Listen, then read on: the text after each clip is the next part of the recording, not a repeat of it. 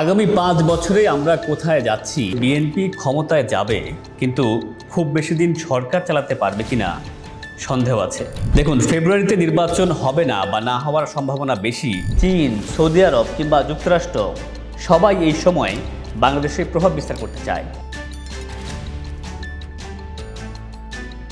ফেব্রুয়ারিতে নির্বাচন হলে বিএনপি ক্ষমতায় যাবে, কিন্তু খুব বেশি দিন সরকার চালাতে পারবে কিনা সন্দেহ আছে।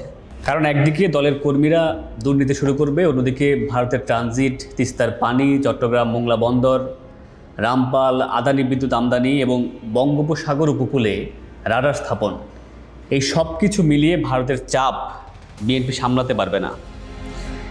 রাস্তায় এনসিপি এবং জামায়াত একসঙ্গে আন্দোলন করবে, সহিংসতা বাড়বে, আর ঠিক তখনই ভারত তার সেই পুরনো মৌলবাদ ভার্সেস সংখ্যালঘু ট্রাম্প কার্ডটা খেলবে। বিএনপিকে নিয়ে এইসব ভবিষ্যৎবাণী করেছেন বাংলাদেশের সাবেক সেনাপ্রধান জেনারেল ইকবাল করিম ভূঁইয়া বা আইকেবি।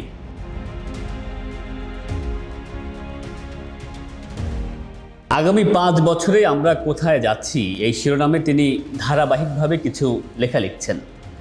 সেখানে বিএনপিকে নিয়ে তার যেই ভবিষ্যৎবাণী, এটা কি শুধুই তার একটা লেখা, নাকি এটা সামগ্রিকভাবে বাংলাদেশ সেনাবাহিনীর গণতন্ত্র বিরোধী মানসিকতার একটা চিহ্ন? আইকেবি বিএনপিকে নিয়ে এসব সংখ্যা প্রকাশ করে যে সমাধান দিয়েছেন, সেটি হলো অন্তর্বর্তী সরকারের মেয়াদ বাড়ানো অথবা ডক্টর ইউনূসকে প্রেসিডেন্ট করে জাতীয় ঐক্যমত্যের সরকার গঠন করা। একজন সাবেক সেনাপ্রধান হিসেবে তিনি তার মত জানাতেই পারেন, কিন্তু তিনি যে সমাধানের রাস্তার কথা বলছেন, সেটি হলো নির্বাচন না দিয়ে জনগণের ম্যান্ডেটকে পাশ কাটিয়ে গণতান্ত্রিক প্রক্রিয়াকে প্রশ্নবিদ্ধ করে একটা গার্ডিয়ানশিপ শাসন ব্যবস্থা চালু রাখা। বাস্তবে এই ধরনের পদক্ষেপ নির্বাচনী গণতন্ত্রকে হুমকির মুখে ফেলে। দেখুন, ফেব্রুয়ারিতে নির্বাচন হবে না বা না হওয়ার সম্ভাবনা বেশি, এই আশঙ্কা সাম্প্রতিক সময় অনেকেই করেছেন। তবে আইকেবি যেভাবে ডক্টর ইউনূসকে প্রেসিডেন্ট করে জাতীয় ঐক্যমত্যের সরকারের কথা বলছেন, সেটি আসলে বাংলাদেশের রাজনৈতিক বাস্তবতায় এক ধরনের টেকনোক্রেটিক ইলিউশন।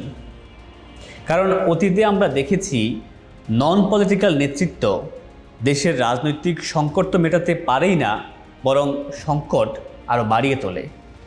যার কারণে দেশের গণতান্ত্রিক ব্যবস্থার সংস্কার এবং প্রশাসনিক সংস্কার কিংবা দলীয় জবাবদিহি, এইসব জায়গা থেকে ধীরে ধীরে মনোযোগ সরে যায়।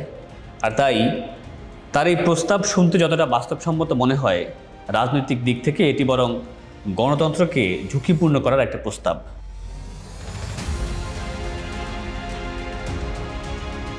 কিন্তু তিনি ভারতের প্রভাবকে যেভাবে নিয়ন্ত্রণমূলক শক্তি হিসাবে দেখিয়েছেন, সেটি কূটনৈতিক বাস্তবতার একতরফা ব্যাখ্যা। কারণ ভারতের পাশাপাশি চীন, সৌদি আরব কিংবা যুক্তরাষ্ট্র সবাই এই সময় বাংলাদেশে প্রভাব বিস্তার করতে চায়। ফলে বিএনপি ক্ষমতায় এলে কেবল দিল্লি নয়, ওয়াশিংটন কিংবা বেইজিংয়ের দিক থেকেও সমান চাপ আসবে।